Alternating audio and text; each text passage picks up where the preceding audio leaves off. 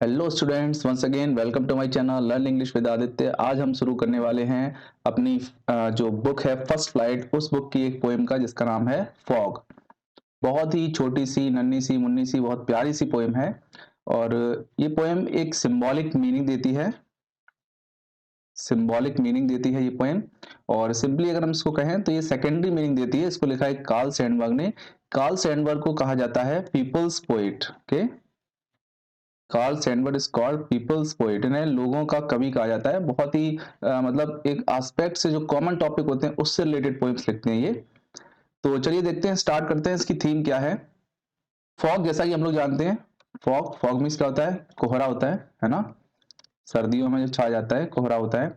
तो यहाँ पर पोएट इस पोएम में कंपेयर कर रहा है फॉग को किससे? कैट से।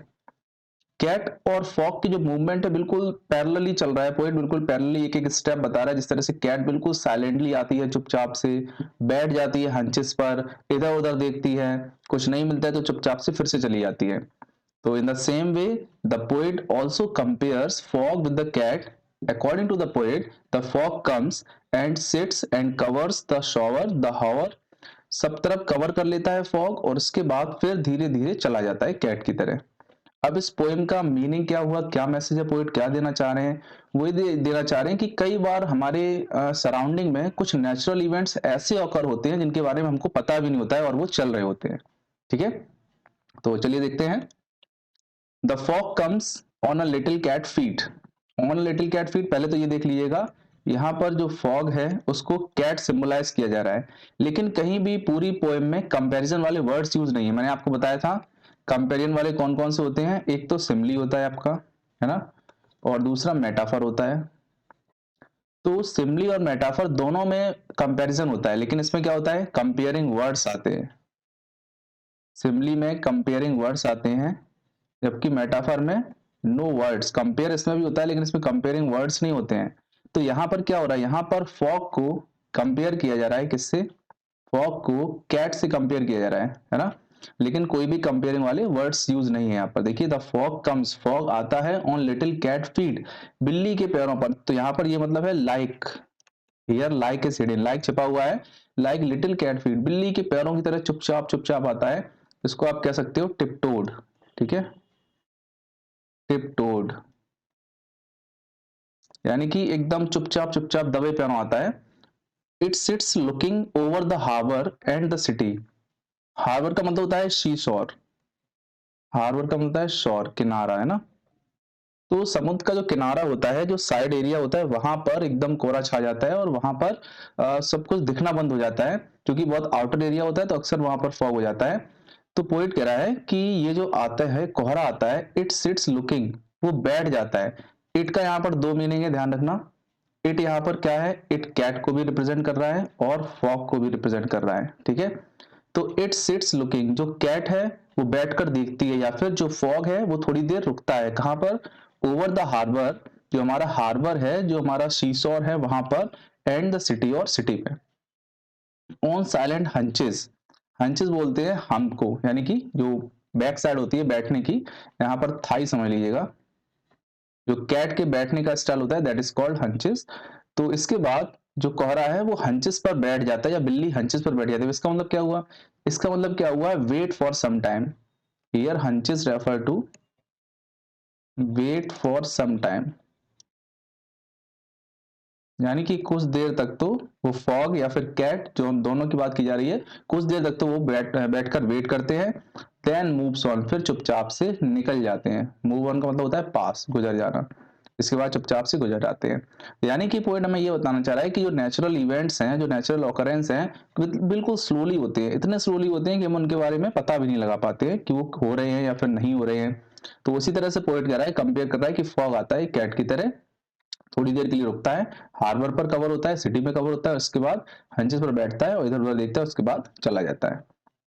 तो ये आपकी पोएम थी, बहुत छोटी सी नन्ही सी मुन्नी सी। चलिए देख लेते हैं इसके बाद जो इसके की पॉइंट्स हैं। की पॉइंट्स बहुत छोटे से हैं, इसलिए मैंने इसको ट्रीज वाली पोएम में मर्ज कर दिया है। तो ये ट्रीज पोएम है जो मैंने कल आप लोगों को पढ़ाई थी, तो इसके बाद इसी में मर्ज कर दिया है। तो देखिए क्या कह रहा है पोइट। पोइट कह रहे हैं, the poet gives a powerful image of fog through a metamorphical metamorphical का मतलब क्या है? ट्रांसफॉर्म्ड, ठीक है, ट्रांसफॉर्म्ड, मेटामॉर्फिकल, यानी जो पोएट है वो हमें एक ट्रांसफॉर्म्ड कैट के रूप में, कैट की फॉर्म में एक फॉग की इमेज को दिखा रहे हैं। The fog turns into a cat and the cat moves back into the fog. Move का मतलब अगेन ट्रांसफॉर्म या फिर चेंज। पोएट कह रहे हैं कि फॉग टर्न्स इनटू कैट, जो कोहरा है वो कैट में बदल जाता है, and the cat moves back into fog, और जो कैट है वो फिर से फॉग में बदल जाती है। Means interchange. यहां पर आप कह सकते हो कि कैट का मतलब यहां पर फॉग से है, यानी कि जहां पर कैट लिखा है वहां फॉग आप कंसीडर कर सकते हो। इसी तरह से फॉग का मतलब यहां पर कैट से है। Okay, fog comes silently and spreads all around. Poet कह रहा है कि फॉग आता है बिल्कुल साइलेंटली, चारों ओर फैल जाता है, स्प्रेड ऑल अराउंड हो जाता है। It comes silently as a cat comes stalking. Stalking का मतलब होता है वॉकिंग, स्टॉकिंग मीन्स होता है वॉकिंग, धीरे धीरे चलना।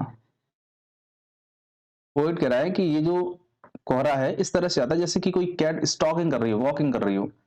इट इनगल्फ्स, इनगल्फ्स मतलब होता है कवर, ढक लेना।